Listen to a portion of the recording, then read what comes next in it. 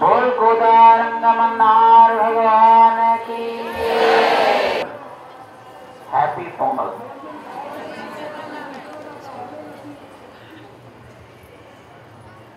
గోదా రంగనాథుల యొక్క కళ్యాణ మహోత్సవ సందర్భంగా అనేక మంగళాచరణాలు చేస్తున్నాం. ధర్మమాసాన్ని, శరణాగతి దీక్షా మహోత్సవాన్ని, రెండు కార్యక్రమాలను మీరు చేసుకుని ఈ పూట సమాపనం చేసుకుంటున్నందుకు మీ అందరికీ అనేక మంగళాచరణాలు చేస్తున్నాం.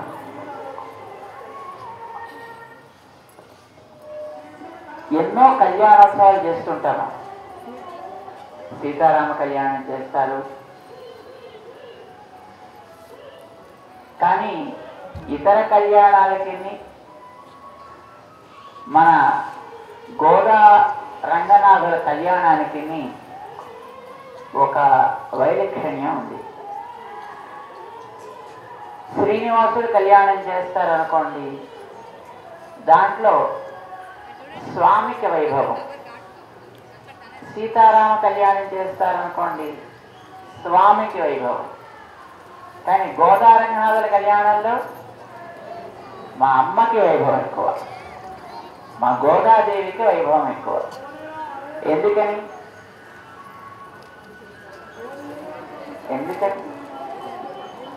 ఎందుకనంటే రెండు కారణాలు. ఒకటి, గోదాదేవి ఒక అద్భుతమైనటువంటి వ్రతాన్ని ఆచరించిన దాన్ని తర్వాత మనం దాకా ఆచరించగలిగేటట్లుగా పాడి అరుళ వల్ల పల్ వలయాళ్ అని కదా మనం అంటాం. ఆచరించిన దాన్ని తానొక్కటే అనుభవించే చూపల, అది మన దాకా ఇంకా కాలకాలం దాకా సాగగలిగేటట్లుగా దాన్ని ఒక ఆచరణాత్మక ప్రబంధంగా అందించింది. ఇది ఆండాళ్ళ తల్లి గొప్పతనం. మిగతా వాళ్ళు ఆచరించారు. ఇదివరకు అప్పుడెప్పుడో గోపికలు చేశారు కదా, దీన్ని వాళ్ళు చేశారు. కానీ తర్వాత వాళ్ళకి ఏం ఇచ్చారు? ఏమివ్వలే. వాళ్ళు శ్రీకృష్ణుని అనుగ్రహాన్ని పొంది ఊరుకున్నారు అంతే. సీతమ్మ రామచంద్రుని వివాహం ఆడి ఊరుకుంది అంతే. పద్మావతి అమ్మవారు శ్రీనివాసుని వివాహం ఆడి ఊరుకుంది అంతే. కానీ మన అమ్మ ఆండాళ్ తను వ్రతాన్ని ఆచరించిన విధానాన్ని మనమందరం కూడా చూడండి, ఇప్పటికి కూడా ఆచరిస్తున్నాం. ఒక్కొక్క పాటలో ఏం తెలుసుకోవాలి, ఎలా తెలుసుకోవాలి, ఎలా ఆచరించాలి అనే దాన్ని కూడా ఆండాళ్ తల్లి స్పష్టంగా చెప్పింది కదా. మరి మిగతా ఎవరైనా ఈ కళ్యాణాలు మనం చేసుకునే వాళ్ళు ఎవరైనా చెప్పారా? నో, ఎవరు చెప్పలేదు. అందుకే మిగతా వాళ్ళ కళ్యాణాల కంటే మా గోదాదేవి కళ్యాణానికి ఓ గొప్పతనం ఉంది. దాన్ని ఆచరించి ఫలితాన్ని అనుభవించి అది మనం కూడా అనుభవించగలిగేటట్లుగా చెప్పిన అమ్మ కళ్యాణం. ఇంకోటి, ఇదివరకు ఉండేటటువంటి కళ్యాణాలు జరుపుకున్న వాళ్ళంతా ఆయన అదే రూపంలో ఉండి కళ్యాణం స్వీకరించాడు. సీతమ్మ కానీ శ్రీనివాసుడి యొక్క కళ్యాణం కానీ వారిరువురు కూడా ఒకే రకమైనటువంటి స్థితిలో ఉండి అనుభవించారు. కానీ మన గోదా కళ్యాణం అట్లా కాదు కదండి. మన గోదా కళ్యాణంలో గోదాదేవి ఒక మానవ కన్య, మరి రంగనాథుడు విగ్రహ రూపంలో ఉన్నటువంటి స్వామి. మిగతా వాళ్ళెవరైనా అట్లాగా తాము చరమూర్తులుగా అంటే తిరిగే మూర్తులుగా ఉండి స్వామి అచలమూర్తిగా ఉండగా, అంటే విగ్రహ రూపంగా ఉండగా ఎవరిని వివాహం చేసుకుని వాళ్ళ ప్రభావాన్ని నిరూపించగలిగారా? నో. కానీ మా గోదాదేవి అలా కాదు. తాను ఒక మానవ కన్యకగా ఉంటూ స్వామి ఉత్సవ విగ్రహంగా ఉంటే ఆయన కోసం వ్రతం చేసి ఆయన ఆ అమ్మ చెప్పిన విధానంగా కదిలేటట్లుగా చేసుకోగలిగింది. ఇది కదండి గొప్ప అంటే. మిగతా వాళ్ళగా కాదు కదా, వాళ్ళు అవతారంగా ఉన్నారు, ఆయన అవతారంగా ఉన్నారు, కార్యక్రమం హాయిగా జరిపేసుకున్నారు. కానీ మన ఎదురుకుండా కనిపించేటటువంటి ఒక విగ్రహ రూపంలో ఉండే దైవాన్ని అది దైవమని విశ్వసించి మనం చెప్పినట్టుగా పిలిచినట్లుగా అది కదలగలుగుతుంది, పలుకగలుగుతుంది అనే విశ్వాసాన్ని ఆండాళ్ తల్లి నిరూపించి చూపించింది తన యొక్క తిరుప్పావై ప్రబంధంలో.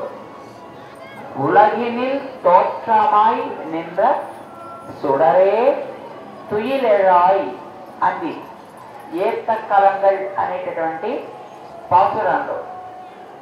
లోకంలో కంటికి కనిపించేటట్లుగా మా కోసం ఉండే ఓ భగవంతుడా, అంటే విగ్రహ రూపంలో ఉండే దైవమా, అలా నువ్వు విగ్రహ రూపంలో ఉన్నావు కనుక నువ్వు చేతకాని వాడివని మేము అనుకోవటం లేదా?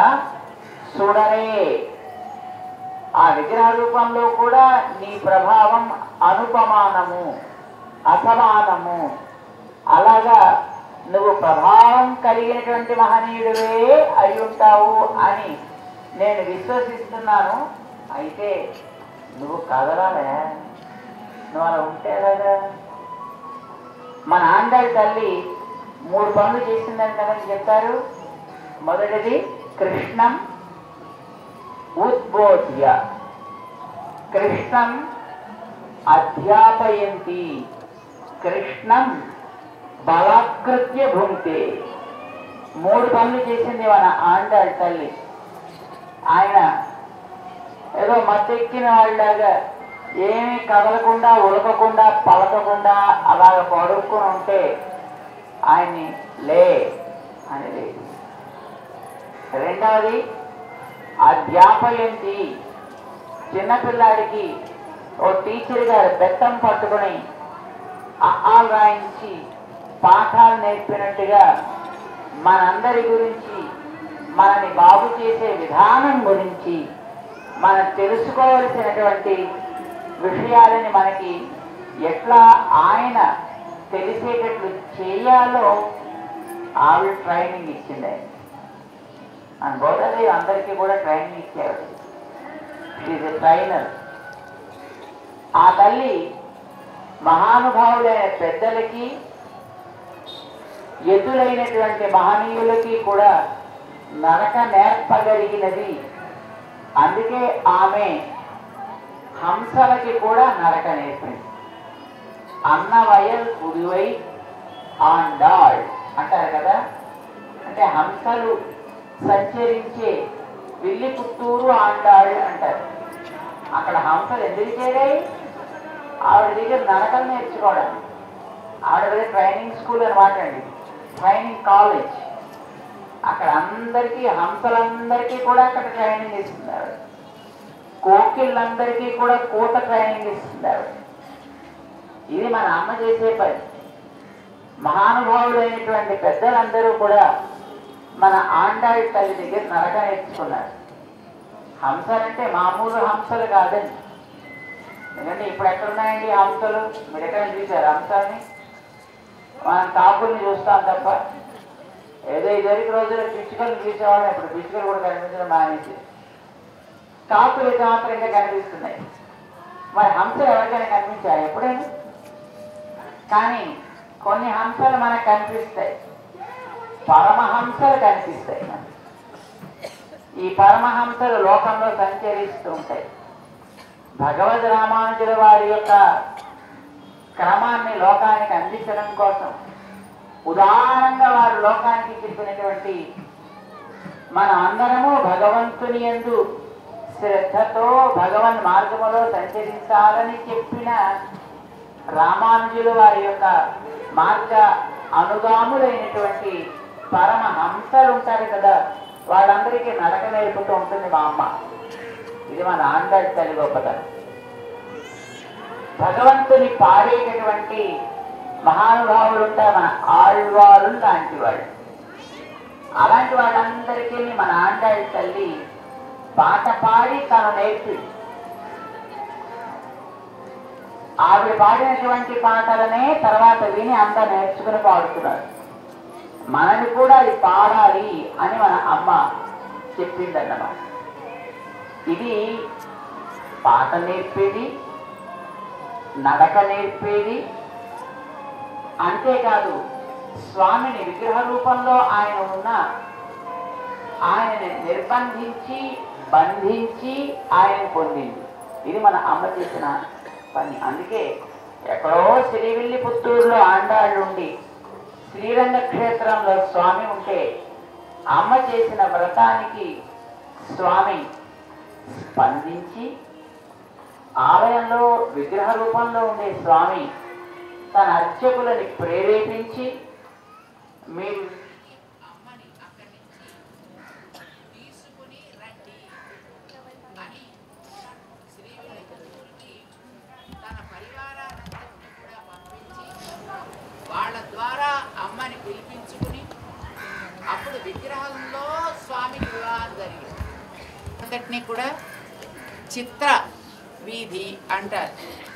జనాలందరూ ఇలాగా తండోపతండాలుగా వచ్చి అక్కడ చేరి ఏం ఆశ్చర్యం ఇది, ఏం ఆశ్చర్యం ఇది అనుకున్నారు. ఆ చిత్రం చిత్రం అని అనుకుంటే ఆ వీధికి పేరు చిత్ర వీధి అయిపోయింది. దాటితే ఉత్తర వీధి అయిపోయింది. అక్కడ స్వామి ఉన్నాడు. అమ్మని తీసుకున్నాడు, కళ్యాణం జరిపాడు. తర్వాత అమ్మని తనతో చేర్చేసుకున్నాడు. అయ్యో అని వాళ్ళ నాన్నగారు బాధపడ్డారు. అదేమిటి బాధపడుతున్నారు, మీరే కదా నా గురించి గోదాదేవికి చెప్పారు అన్నాడు పాపం ఉత్సవమూర్తిగా రంగనాథుడు. అంటే చెప్పామనుకో, కానీ మరి నువ్వు ఇలా మాయం చేసేస్తానంటే ఎలాగా, మరి ఏం చేయమంటారు, రావాలయా ఎక్కడికి, మరి మాతో ఉండాలి కదా. ఓ అలానే మీతో ఉండమంటారా, పదండి అయితే మీ ఇంటికే వస్తాం అన్నారే. ఇల్లరికం ప్రారంభం చేశాడు స్వామి. ఫస్ట్ ఇల్లరికం చేసినటువంటి స్వామి మనవాడే. ఆ రకంగా ఆండాళ్ళమ్మ వారి ఇంటికి తానే వచ్చేసి ఈనాటికి ఉత్సవ విగ్రహ రూపంలో అమ్మతో పాటు కలిపి తానున్నాడు. మానవ కన్యకగా ఉన్నటువంటి ఆండాళ్ళని తాను ఉత్సవమూర్తిగా మరల్చి ఆమెతో పాటు కలిసి ఉన్నాడు రంగనాథుడు. అమ్మ ఆదేశానికి బట్టి. ఎక్కడైనా అమ్మ ఆదేశిస్తే అయ్యవారు వినాల్సిందే కదా. బయట ఉన్నంతసేపే ఆయన గారి పెత్తనం. మరి ఆవిడ ఆదేశిస్తే ఆవిడ ఆదేశానికి అందరూ కట్టుబడి ఉండాల్సిందే. అందుకే అమ్మ చెప్పినట్టుగా స్వామి ఉండిపోయాడు. మరి ఇంకొక రహస్యం చెప్తా మీకు. రంగనాథుణ్ణి శ్రీరామచంద్రుడు ఆరాధన చేశాడు. తెలుసునా మీకు? రంగనాథుడని ఇప్పుడు ఈవేళ మనం అంటున్నామే, ఈ రంగనాథుణ్ణి త్రేతాయుగంలో రామచంద్రుడు ఆరాధన చేసుకున్నాడు. అలా ఆరాధన చేసి తమ ఇలవేలుపుగా పెట్టుకునేవాడు. ఆ ఇలవేలుపుగా ఉండేటటువంటి స్వామి చాలా కాలం ఆరాధనలు అందుకున్నాక రామ రావణ యుద్ధం పూర్తయిపోయి పట్టాభిషేకం అయ్యాక ఆయన అయోధ్యకి వచ్చి అందరికీ ప్రైజులు ఇచ్చి వాళ్ళ వాళ్ళ స్థానానికి వాళ్ళందరినీ పంపించేసినప్పుడు విభీషణుడు, రామ నేను వదిలిపెట్టి నేను వెళ్ళా, అదేంటయ్యా మరి నీకు లంకానగర్ ఇచ్చాను కదా, పాలించాలి కదా. ఏమో నాకు మాత్రం నీతోటే ఉండాలి అంటే, అలా ఉంటే మరి ఊరు ఎలాగయ్యా అంటే నువ్వు వెళ్ళాలి, వెళ్తాను మరి నాతో వచ్చి అంటే నేను రావడం అంటే మరి అవదా, ఒక పని చేస్తా, నా రూపం ఉంది ఇక్కడ, నేను ఆరాధన చేసుకునే ఇలా వేలుపు కానీ నీకు ఇస్తా తీసుకుని వెళ్ళు అని రామచంద్రుడు తన ఆరాధించే రంగనాథుడిని అంటే రాముడు ఆరాధించే దేవుడు ఎవరు? రంగనాథుడు. వివేకుడు ద్వాపర యుగంలో ఆ రంగనాథుడిని, త్రేతాయుగంలో ఆ రంగనాథుడిని తెచ్చి ఉభయ కావేరి మధ్య స్థాపించి అక్కడ అద్భుతమైనటువంటి సెటప్ ఏర్పాటు చేసి పెట్టాడు. ఆ రంగనాథుడిని కలియుగంలో మా ఆండాళ్ళ తల్లి చేపట్టేది. అంటే ఇప్పుడు ఆండాళ్ళ తల్లి రాముడికి ఆరాధ్య దేవత. చూసారండి తర్వాతి కాలంలో వాళ్ళు ఎప్పుడు కూడా ఎవరికి ఆరాధ్యమూర్తులుగా అయినటువంటి వైనం మనకి చరిత్రలో లేదు, ఒక ఆండాళ్ళని తప్ప. ఆండాళ్ళ తల్లి కలియుగంలో పుట్టిన త్రేతాయుగపు నాటి రామచంద్రుడు ఆరాధించిన రంగనాథుడిని చేపట్టడం ద్వారా రాముడికి కూడా, రాముడు ఎప్పుడైనా మరి తన 20 పైన రంగనాథుడిని సేవించుకోవడానికి అప్పుడు వస్తాడు కదండి. మరి వచ్చినప్పుడు రంగనాథుడి పక్కన పట్టమనేది ఎవరు? మా ఆండాళ్ళ తల్లి. అంటే ఇప్పుడు రామచంద్రుడు ఏం చేయాలి? అక్కడ దాకా వచ్చాక ఆవిడ కూడా మొక్కాలి కదా. ఇక రామచంద్రుడు కూడా మొక్కించుకున్న ఘనత మా ఆండాళ్ళ. అంటే ఇప్పుడు చూడండి, మనము ఆండాళ్ళమని మొక్కుతాం, రాముడు ఆండాళ్ళమని మొక్కుతాడు. అంటే ఇప్పుడు మనం రాముడు ఏమయ్యాం? క్లాస్మేట్స్. మా ఆండాళ్ళం అందరికీ టీచరే కనుక ఆవిడ ఆయనకి టీచ్ చేస్తుంది, ఇది మనకి టీచ్ చేస్తుంది. అంటే ఆవిడ టీచర్ కనుక ఆ టీచర్ గారి క్లాసులో ఉండే స్టూడెంట్స్ లో మా రాముడు ఉంటాడు, మనం కూడా ఉంటాం. అంటే రాముడు మనం ఏమయ్యాం? క్లాస్మేట్స్. ఆయన కొంచెం సీనియర్ క్లాస్మేట్, మనం జూనియర్ క్లాస్మేట్స్ అన్నమాట. ఇలాగ ఆండాళ్ భగవంతుడితోటి సమంగా ఆయనతో మనం కూడా క్లాస్మేట్స్ అనిపించుకోగలిగేటట్టుగా మనందరినీ తయారు చేసిందండి. ఇది మన ఆండాళ్ళ తల్లి గొప్పతనం. అయితే ఆండాళ్ళ అమ్మవారికి ఒక సోదరుడు ఒక ఆయన ఉన్నారు. ఎవరు? రామానుజుల వారు. మొదటి సోదరులు ఎవరు? రామ. మరి మీ వదనం కుటారే వెళ్ళి ఉన్నాడు. అక్క వలసిన పాయస నైవేద్యం పెట్టాడా? పెట్టాడా? మరి పెట్టాడు కదా. అది ఎందుకు పెట్టారు? రామానుజుల వారు చేశారు కనుక, రామానుజుల వారు తమ చెల్లెల కోసం చేశారు కనుక దాన్ని కూడా రామానుజుల వారి యొక్క మార్గంలో ఆమెను మన పుట్టింటి పిల్లగా భావించి మనందరం కూడా పాయసం చేశాం. అందుకే కదా వెంట ఒడియం పోలించారు వచ్చి. అట్లాగా రామానుజుల వారు గోదాదేవికి సోదరుడు అయ్యుండి మన వెంకటేశ్వర స్వామితో క్లాస్ పడి వాచారు. దర్శనానికి రామానుజుల వారు చేసింది శరణాగతి దీక్షలో. ఎంతమంది చేశారు శరణాగతి దీక్షలు? అప్పుడు చాలా మంది చేశారు. రోజు ప్రార్థన చదివారా? అందులో అనంతార్యుల యొక్క వైభవాన్ని ఒక ప్రార్థనలో మనం చదువుకున్నాం. జ్ఞాపకం ఉందా?